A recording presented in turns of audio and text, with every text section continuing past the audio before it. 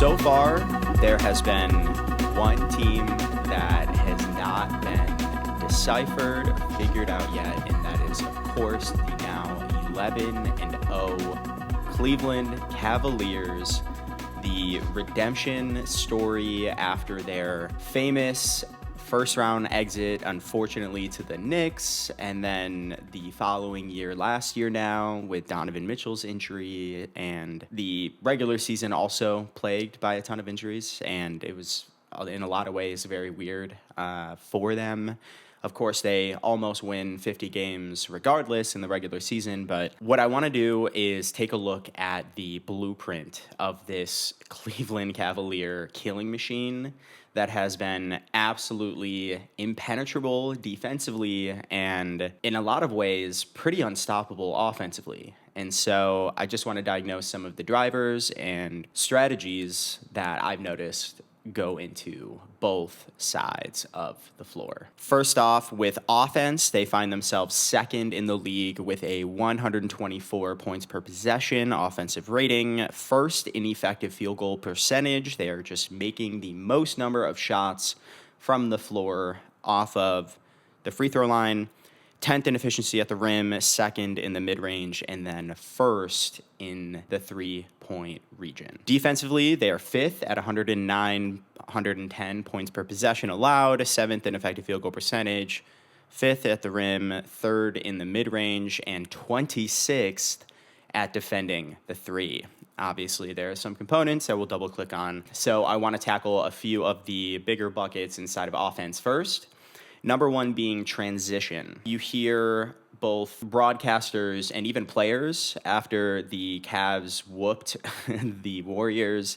I think I read a quote from Steph Curry that pointed this out. The Cavs feel like under Kenny Atkinson, first-year new coach, replacing Bickerstaff, of course, they feel like they have a faster pace, like they're playing with a lot more movement, a lot more zip. Feels like a point of emphasis for them. First component being that defensively, they are fourth in turnover rate, so forcing that many turnovers, of course, that allows you to get a jump out and transition, and they do have a ton of athletes. I mean, even their big guys, air quote, they're really not that slow. Mobley is extremely, extremely mobile. Allen, sure, not the fastest center in the league, but he's also not really that slow either in a straight line path. I think turnovers drive a majority of their transition frequency. However, overall, they are only 19th in transition frequency in the league, but they are hyper effective when they do it. Over the course of a game, out of 100 possessions, they are third in points added in transition,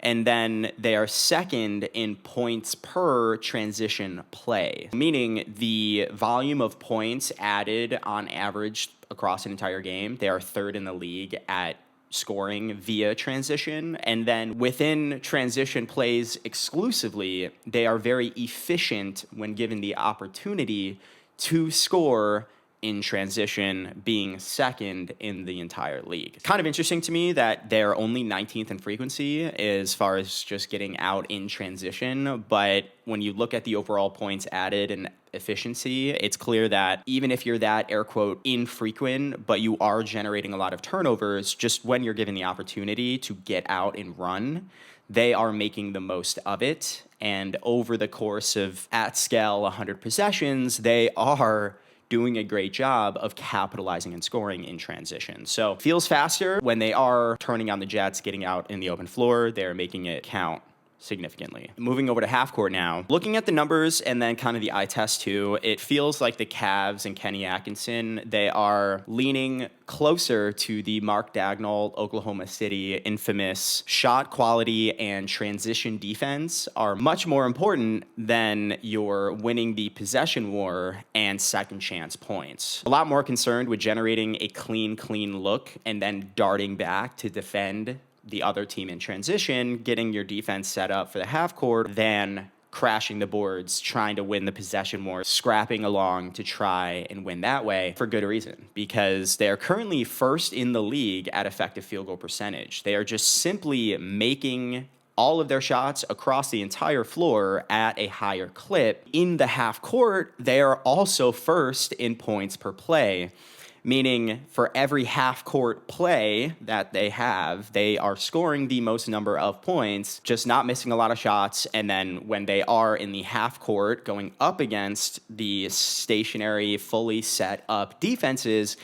they're also hitting the most amount of shots. However, their offensive rebounding percentage is currently 25th in the league. And so that is why I think about the Mark Dagnall Oklahoma City Thunder is they're not crashing the boards to try and get a million offensive rebounds and win the possession war. They are clearly really focus on generating quality shots. And if you generate better quality shots, you won't miss as many, and therefore there won't be as many offensive rebounds. They are only 28th in free throw rate, which for a team with a proper double big component with Allen and Mobley, as well as your very downhill threatening, great passing double lead guard duo, I would think that you would get at least the guards getting themselves to the line a little bit more. I know Garland is a little bit undersized, and from what I've seen, he seems to have average to above average ability to predict where guys will be and drawing charges and fouls that way. Cavs are first in putbacks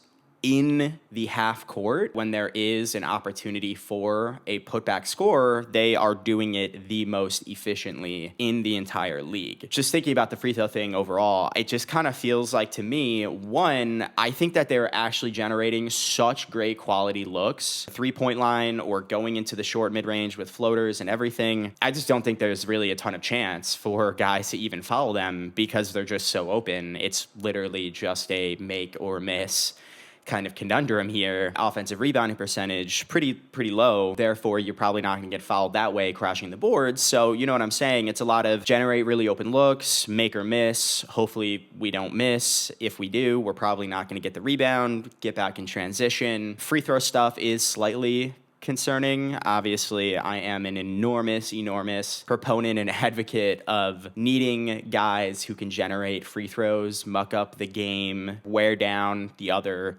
team with, stacking fouls on them and breaking up the flow of the game, especially as we have more and more jump shooting teams, especially like you look at the Celtics, of course, Indiana, what have you, not letting them really build a ton of rhythm and momentum in the game. Seem to be employing a very similar Luka Doncic style of chokehold, right? Where you have these bigs that are going to be vertical spacers, and then you have these very shifty and dynamic guards at the top, kind of getting downhill or coming off of pick and rolls, making reads, etc. Just watching them, it's a lot of the same principles that Luka uses. If guys are coming over the screens, they're just going to get downhill. They're very capable and quick. It's up to the low man to pick between cutting off the lob threat of Allen or Mobley or stepping up to try and stop me from making these short mid-range floaters or pull-ups. You show me how you're going to defend me, and I'm going to punish you either way. Also similar to Dallas is Cleveland obviously has two.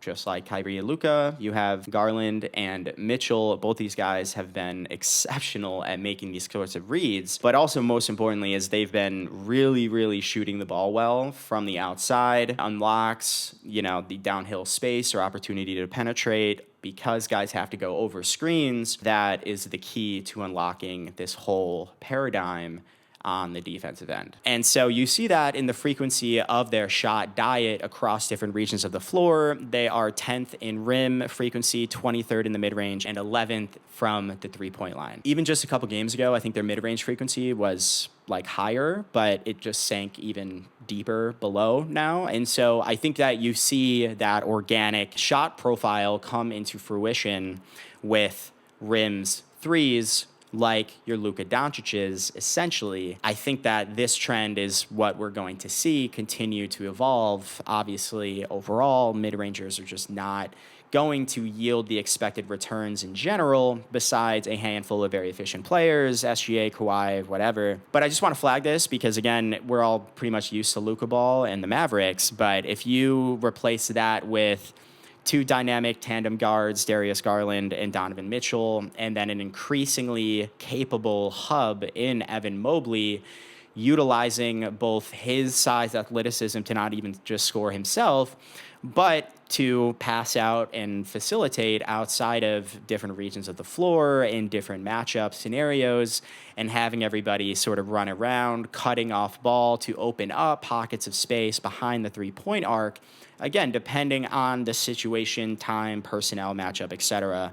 So I think we're only going to see this specific trend exacerbate the deeper into the regular season we go, and I would assume as well, more so increasingly into the playoffs. Defensively, though, looks a lot like they are collapsing in the paint at the expense of leaving the perimeter, quote, open. You see this in their defensive numbers. They are 5th at defending the rim, 3rd in the mid-range, and then only 26th from 3. Obviously, that jumps off the screen here, and there are a lot of concerns you can come up with in thinking about envisioning them playing, jump shooting teams in the postseason. The way to decipher this, at least in my opinion, is Atkinson's looking around at least at most of his pretty deep bench, very high voltage, highly athletic athletes. And really what this signals is we're not letting easy shots go up at the rim. We have obviously double bigs, and we're more than happy to really, really bring that other guy quickly, force them to make those kick-out reads, and then we are going to expect that our wing perimeter guys to fly around and get a handle on these balls. When Cleveland is playing these very, very potent downhill driving threats and initiators, they very, very much get put into rotation, and it is kind of a whirlwind back there. But of course, they're really tethered on the back end with their incredible defensive tandem in Mobley and Allen. Mobley, of course, is the kind of ultimate Swiss Army knife here as far as shot blocking, help side, point of attack, covering all this ground, etc. I mentioned they were also 4th in turnovers. I mean, guys are very much on a string, and it's very clear that understanding the rotations that Atkinson has put into place is top of mind. But even ahead of that, I think that you see guys like Ty Jerome, who is leading the team in steals per game at I think like 12 minutes, 16, 17 minutes a game. When you have these insanely talented anchors on the back line and you are a Tatum or Luka or Anthony Edwards trying to get outside in, I just think it makes it so much more difficult to thread the needle against these two guys, knowing how quick they are and how long they are. And it just kind of reminds me, right, of the Oklahoma Cities of with Chet as your back line, one of the 2-3 best shot blockers in the league. Just feels a little bit easier to take your eye off the ball and then turn the ball over by thinking your passing lane is there. And that is how the Thunder just eat you alive, is they want you to get distracted by all of these bodies constantly lurking at you or lunging at you, and then somebody else is going to read your pass. And so I think in a similar way, Allen, Mobley on that back line really mucking the games up and helping and allowing the wings, forwards, other guys to jump in those passing lanes. We will see about that three-point defense against their next matchup with a very potent outside shooting team. Celtics, Oklahoma City, Dallas. It'll be really interesting to see. Next, I want to just touch on the composition roster-wise and the dexterity and depth that it affords this edition of the Cavaliers. This roster is really, really well manicured and assembled. I think most people recognize the potential or ceiling of this team, like full stop, but it was kind of a function of the psychology, the strategy, the schematic mechanisms and ideas they were going to employ to actually maximize their core with the rest of the guys to get them over the hump, given how things have gone in recent years in the playoffs. First thing that comes to mind for me is their true double big or single lineups. They were down big time to Brooklyn last night, for example, and Jared Allen didn't even play in the fourth quarter. Listening to Kenny Atkinson postgame, he called this out as a luxury that they have, again, with this roster of Brooklyn was playing very quick, and they were, air quote, undersized, matched up with the double big lineup that Cleveland had. And so Kenny had to make the call of sitting Allen for the fourth quarter and just having Mobley run out there with the 5. He's obviously quicker, faster, able to switch on to smaller guys than Jarrett. And you saw what happened. They absolutely roared back, chipped away, stayed resilient. Not going to talk too much on the Nets. And I think most people on the planet who were watching this game assumed that the Nets were going to find a way to choke it. But that's a perfect example, is they were getting beat with speed, and Atkinson can just hit this button and roll with their perennial defensive player of the year in Mobley and really throw them anywhere. And so you think about applying that kind of idea onto different playoff matchups and opponents. On both ends of the floor, it offers a lot more creativity and just dexterity, again, of what kind of looks you can bring an opposing team. And the trick here, to me, is the fact that Mobley is so defensively stout and versatile, have him be able to switch off and keep Jarrett Allen hidden or stationed closer to the rim, which is obviously very important for your rim protection. And so, again, making the comparison to Minnesota, Cat, Evan Mobley, Rudy, Jarrett Allen, you see the parallels there. But of course, on the defensive end, it is just a luxury to have a guy like Evan Mobley able to switch onto virtually anybody. Of course, everybody knows the priority on Evan Mobley's outside shooting. Even like last night, where he was the sole 5, you can have a theoretical 5-out model, really space the other team out with Mobley out there, or, of course, playing through him as a hub, which has been another point of emphasis because allowing him to grow his handle and to open up other guys through their cutting, etc. It is just another look, again, offensively, which can really be unlocked because of its dual-headed snake in Darius Garland, Donovan Mitchell. Donovan Mitchell, honestly, one of the most underrated, most neglected superstars in this league. Frankly, at full health, I really, really have a hard time putting him outside of Devin Booker, seriously, as far as shot creation, shot making.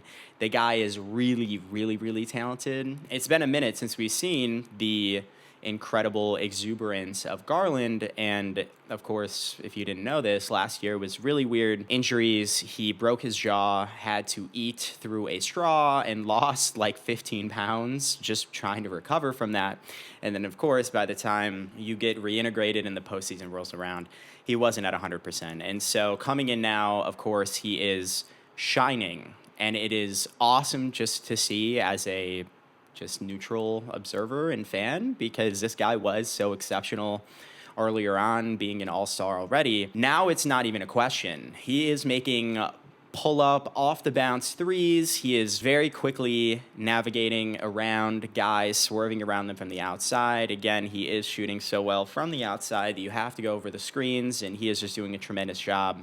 Very quick passes down low amongst the trees, as well as finishing in that short mid-range area. So complete point guard. Kenny Atkinson gave an incredible just testament to him in the post-game yesterday when asked, it's his first time coaching him, did he know how good Darius Garland is? And Kenny's like, not really, honestly. He came into training camp, and this is kind of the show he's gotten to see. One of the components I just think is worth highlighting, I just found really interesting, was Atkinson pointing out the IQ side of Garland, which is really, really cool. Just flagging things like in timeouts, Garland is proposing ideas, saying, hey, I noticed this sort of breakdown, this tendency, we should attack this way after the timeout, ATO or otherwise. He'll also float ideas to Kenny as far as get this guy in, sub this guy out, that sort of stuff, just sharing that kind of floor vision, floor reading with his coach for those sorts of ideas. And so Those kind of accolades are just awesome. I think they're kind of baked in to a lot of these point guards, etc. But to just hear it unprovoked coming and being described by an actual NBA coach, especially one on a really good team, but also one that is brand new to the system and roster that he's coaching, it's just really cool. So I wanted to give props to Garland on that. In addition to the bigs and guards, I mean, Cleveland has just packed in this roster with interchangeable shooters, guys who can make movement shots, guys who can at least pump fake, attack a closeout, make secondary reads. Very kind of reminiscent to me of your Celtics kind of system. And I praise about this a lot, but the Celtics perimeter defense, they're virtually impenetrable, at least in the half court. It forces their opponents to be playmakers. It's not just enough to stand around and catch and shoot plays, because guys just aren't breaking in, getting downhill that easily. And so when you have these interchangeable shooters and facilitators to an extent, even your Sam Merrills, Niangs, these guys can not only finish plays by knocking down threes, but they can sustain advantages that their lead guards are creating. And so the interchangeability nature of that, fouls, a bunch of these guys can get hot and you can just ride that, right? If you just have more shooters, you just give yourself a better chance to have somebody get going from three, and then it makes some of those roster lineup decisions a little bit easier. Like, these guys are clearly aware of take the open shots if it's there, but do not chuck, and continue to sharpen the knife of upping that shot quality, as we've mentioned, similar with Oklahoma City, where they're not really going to force a lot of tough shots. They are more than willing to continue the spin cycle of passes, letting more guys dive in, relocating to the right spots, etc. And then, of course, you do have the scoring punch off the bench, which a lot of people are going to jump right to Caris LeVert. I understand that he has probably been overtasked and has kind of developed this not amazing reputation around the league as your microwave scorer, bench guy. But when he's kind of on, which is a lot of the time, one of the best at doing that, frankly. It's not a thing like back in Brooklyn where he's actually in the starting lineup or anything like that. You have that punch coming off the bench. And then, of course, it has to be mentioned, the emergence of Ty Jerome, which is just awesome. I looked this up in retrospect. It only said he had 2 steals in that Brooklyn game last night. I don't know if I believe it, and maybe it's just a technicality of awarding whoever technically got the ball and turned it over, but Jerome just very, very, very great hands defensively and a lot of fearlessness on the offensive end. He is not afraid to put up shots in that 10-ish feet zone in the short mid-range, getting himself downhill, not hesitating on perimeter shots. And again, on the defensive end, I just don't think people realize or have him at all on the playing notes ahead of the game. But yeah, he's causing a lot of ruckus on the defensive end with his hands and generating steals and turnovers. Really gives me Oklahoma City energy, honestly, a lot. I mean, that just guy kind of feels like a Thunder product to me, but if that helps paint the picture here, great. So overall, you can just see this roster has a ton of not only depth of your Celtics-y style shooters and playmakers, guys who can, right, take the open three or put it on the deck and just sustain advantages, create them themselves, right? It's not helpless if they have to put it on the floor, but it's a lot of dexterity. You have a very proper double big lineup between Mobley. Allen awards you definitely great defensive pressure and looks, given Mobley's versatility and overall potency, able to switch really 1 through 5 and be really effective there. Keep Allen near the basket, have him stationed there like you wanted back in Minnesota last year. Or they can go smaller, like last night against Brooklyn, trying to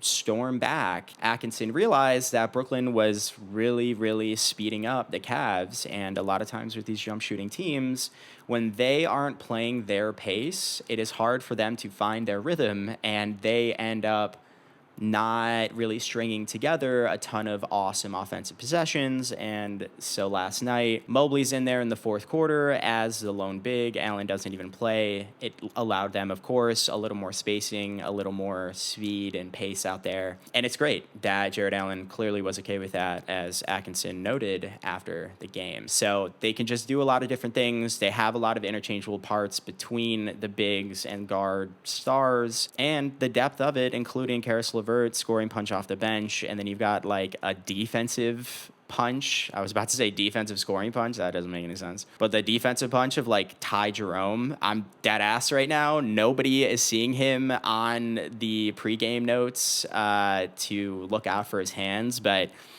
he's just out there low-key, like he just got done with the Oklahoma City Thunder summer camp of super physical beehive type of swarming defense with being very, very handsy and small, and also being fearless on the offensive end too, table setting, whatever. So it's just never been as clear how well of a job the Cavs have done at assembling the roster with, again, the dexterity and depth that it has, as well as the talent, star power on both ends.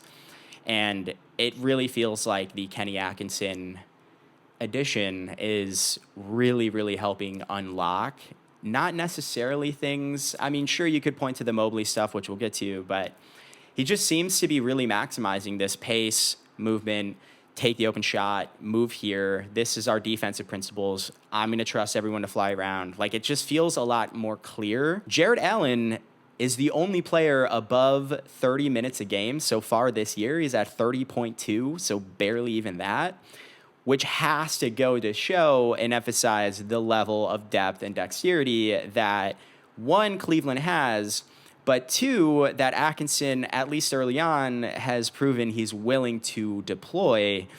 And so you're getting this great defensive energy with a lot of substitutions, a lot of different looks and switching things up, and guys are a lot fresher on their legs. This is just really, really great indicators, more quantitatively, of a very formidable team. The intangibles here, I don't think, can be overstated. The continuity/trust element is so paramount for teams with cores of multiple stars. Obviously, Cleveland re-signed everybody this past offseason. People maybe raise an eyebrow, but of course, looking at the postseason success that they have had or haven't had, I don't think it really shattered everybody's brains, but I think Mitchell re-signing and, again, everybody else, it just really calms the nerves, of course. Guys are not necessarily worried about their own counting stats and showcasing their skills and abilities to potential trade suitors as well as their own franchises. Like, less distraction, more buy-in. Last night, Allen doesn't even play in the fourth quarter. He seemed fine as ever in the locker room, according to Kenny Atkinson, after the comeback win. But most importantly is the Donovan Mitchell piece, because I've noticed now a few games where Cleveland has been on the ropes. It's not like they are the Oklahoma City Thunder, where they're pummeling teams by double digits every single night. There has been a lot of that. But the ones that go down to the wire, I've just been amazed how much Mitchell has been willing to defer to Darius Garland late in these games, and especially in those Milwaukee games and then last night against Brooklyn. One, I think the play style that Atkinson is employing here, it just allows more guys to kind of get hot or at least get it going, and so therefore when it does get down to the wire, you have that idea, opportunity in place where, Darius is lighting them on fire. Maybe down the stretch, we should just go through him, use Donovan Mitchell specifically as a decoy and distraction because he will attract the best defensive player on the opposing teams. Let's just get Darius going. And he's been doing really well. According to Atkinson last night, Donovan's been more than okay and happy with that. And I do think that that connects to the fact that everybody got paid over the summer, letting guys defer in those big moments. And of course, being a superstar that Donovan Mitchell is, that is just an amazing sign, not only that the front office made the right call, but Donovan and Atkinson are on the same wavelengths and obviously putting the team first in some of those moments.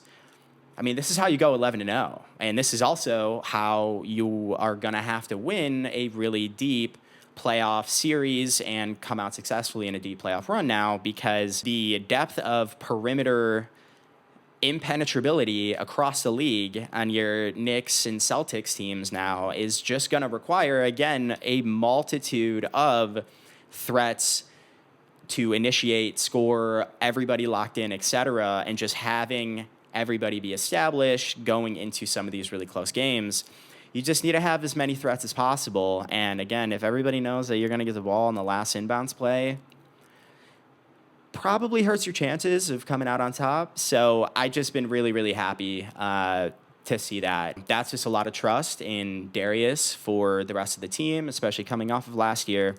But the continuity, too. So everybody used to playing with each other, everybody understanding certain matchups. Looking outside of the lead guards, I feel like just everybody is just got a green light. Like, you watch the Cavs play, it's like Sam Merrill, Niang, like even Okoro, like these guys really aren't hesitating at all. If they have what you could see is an open shot, like you could just sense how staunchly Kenny Atkinson has been telling everybody, like, yo, we're going to play faster. So if you got an open shot, take it. We're just going to play that pace game. We'd rather have you do that and then try and manufacture a better shot for a better shooter. That is how you lose to teams like Oklahoma City and Boston, which are so dialed in to matchups, shooters, who's good, who's not, takeaway, whatever, yada, yada. You got to get the others comfortable and establish that they are a threat, even if that's just a function of the frequency of threes that you're taking versus making. The Marcus Smart idea, right, where he was not a very good shooter on Boston, but he was more than capable of slinging it out there. And so guys just effectively had to defend them a little bit closer and close out a little bit harsher, especially even in tight moments too, because obviously the guy was not very clutch, air quote, but thinking about a decoy in some of the games that the Celtics had won where he like faked a three and then dished it to Tatum, right under the basket and they laid it up at the buzzer. I forget what series that was, but like that's my point is like threat level in the defense's heads, got to close out harder, etc. You just got to have everybody comfortable there. Obviously it is an enormous point of emphasis in the Cleveland Cavalier front office is unlocking and maximizing Evan Mobley. Kenny Atkinson, I think he said somewhere that his job interviews for this role after Bickerstaff was out the door was about 70%. How are you unlocking Evan Mobley?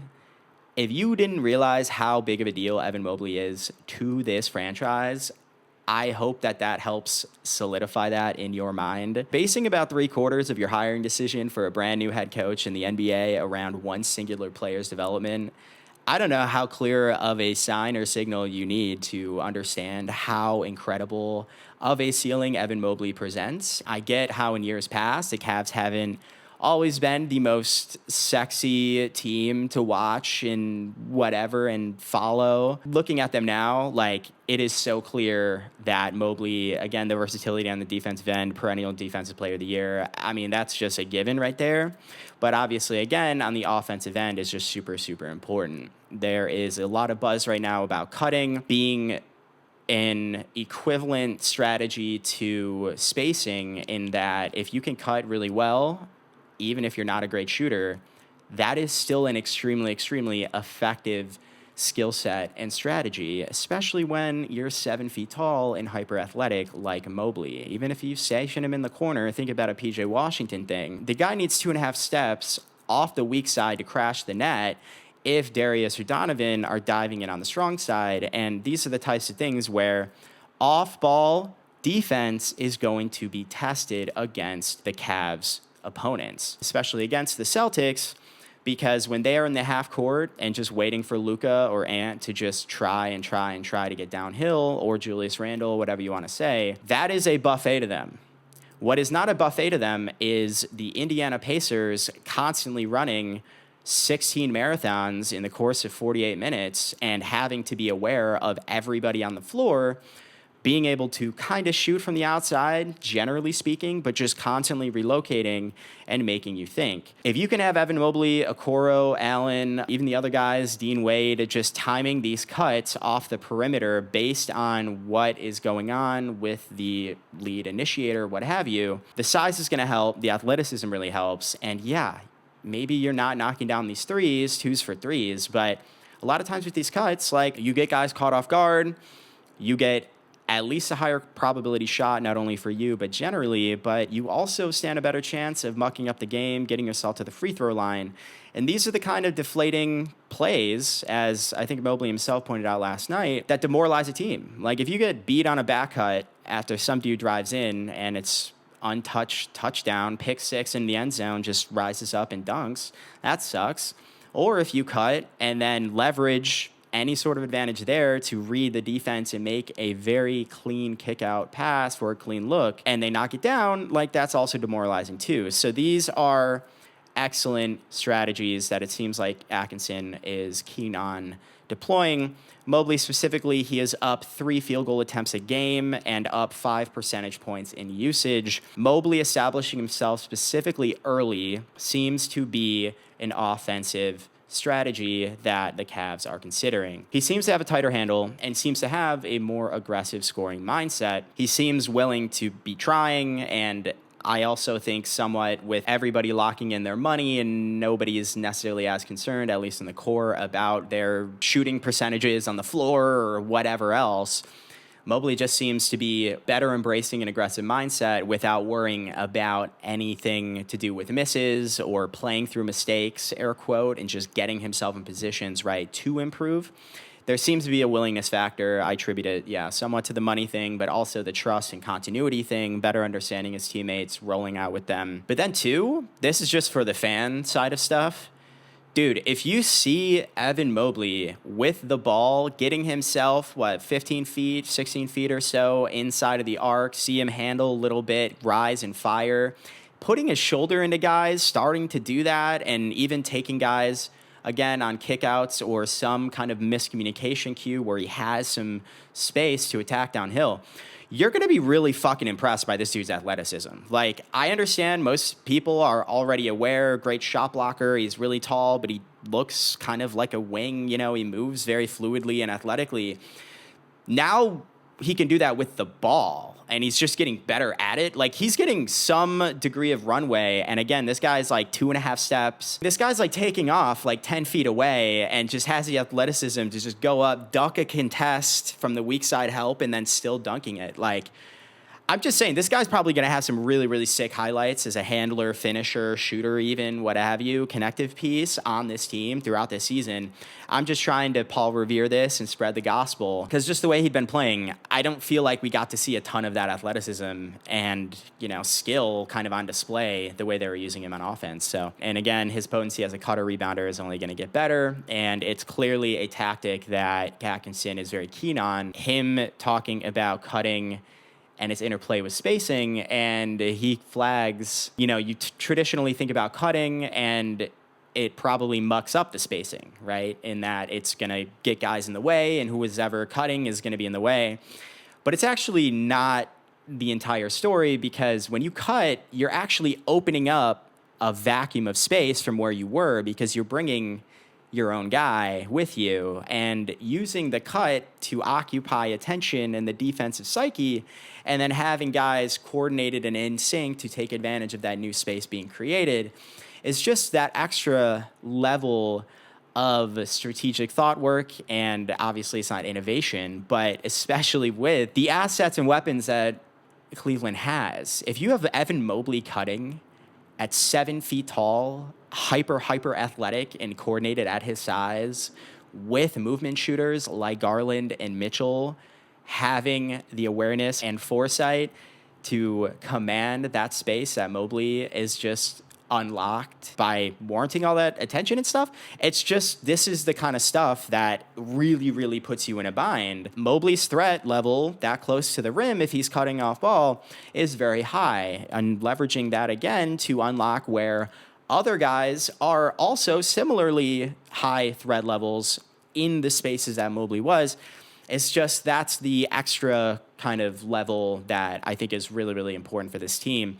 And it all funnels into maximizing the roster as it is. So I don't think it's necessarily unlock Evan Mobley and everything will be fine. No, it's establishing that continuity and chemistry of the team, ingesting and analyzing all these guys' strengths, weaknesses, tendencies, etc., and then employing strategies like the off-ball cutting, like the traditional, right, Luka Doncic chokehold. Where are we going to put, sort of our bigs, and how are we going to establish where we are potent from, maybe early in the games, etc. Atkinson has just been doing a phenomenal job so far, and it really, really feels like this team has the infrastructure and just foundational checklist that a very deep contending playoff team has. I really think that the Cavs killing machine is extremely, extremely potent, extremely solidified as a viable threat, and a bundle of strategies that I think are really, really concocted and designed to better maximize this team. And then the psychological sides of the continuity and the elimination of the distractions of making your money, locking all these guys down in the core at least, is really just fostered even greater trust in guys like Mobley to be higher usage, more involved offensively, allow that kind of conscious reconciliation for Jared Allen in games like last night, where the Cavs just need to be faster, and sacrificing more of that height is totally fine. And Allen's not going to be upset about that, and just rolling with Evan Mobley when they needed a center in the entire fourth quarter. That kind of stuff could really ultimately at scale, right, start to undermine some of the trust that guys have. But again, everybody's paid now. So I just think this is a really, really potent, incredible team, and we just have to be on the lookout for them as we continue on. Obviously, the undefeated streak is going to have to end at some point, but I think so far we are really, really seeing the fruits of that continuity and bringing in the fresh mind from Atkinson to just start off the season this well. Because a lot of times you see really good teams, right? They make changes or whatever, and then something clicks in like February or January. I think even the Cavs, right, last February with Donovan Mitchell playing like an MVP, went on some insane run. You see kind of teams like that happen, but the fact that this is happening right from the jump is, one, terrifying, but two, super fucking exciting, because it's so clear how badly this guy and Kenny Atkinson's ideas and approaches to roster maximization on both ends of the ball has clearly been a hand-in-glove fit, and the front office's decision to pay its core to foster that level of trust in Mobley being more involved and playing through mistakes more, Allen, playing in tandem in different matchup situations and maybe not playing, just like the entire fourth quarter in their game against Brooklyn last night. Maybe without a paycheck, that wouldn't have felt as great. But now it just feels like all of this team is really bought into win, and all of them are playing the right way, which is for